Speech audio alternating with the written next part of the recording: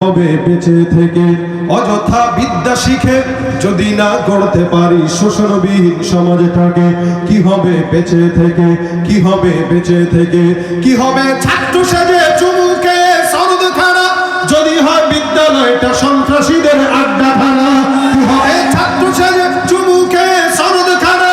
যদি হয় বিদ্যালয়টা সন্ত্রাসীদের আড্ডাখানা এর চেয়ে মরাই ভালো দেশ ছেড়ে যাওয়াই ভালো এর চেয়ে মরাই ভালো দেশ ছেড়ে যাওয়াই ভালো কি হবে ধোঁকা দিয়ে বিবেকটাকে কি হবে বেঁচে থেকে অযথা বিদ্যা শিখে যদি না গড়তে পারি শোষণবিহীন সমাজটাকে কি হবে কিতাবাদের তালিম দিয়ে মাদ্রাসাতে যদি ওই খোদার কোরআন নিষিদ্ধ হয় আদালতে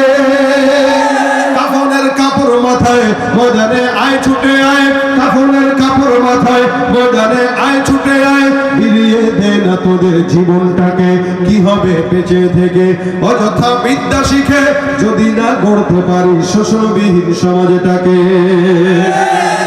কি হবে শেষ নবীর উম্মত বলে দাবি করে যদি ওই নবীর চেয়ার কাদিয়ানীরা দখল করে নবীজির জন্য যদি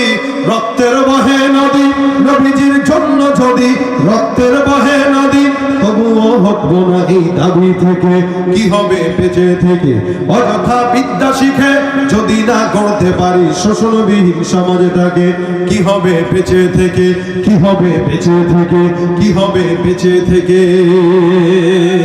আল্লাহ পাক আজকের মজমাকে কবুল করে বলেন আমিন।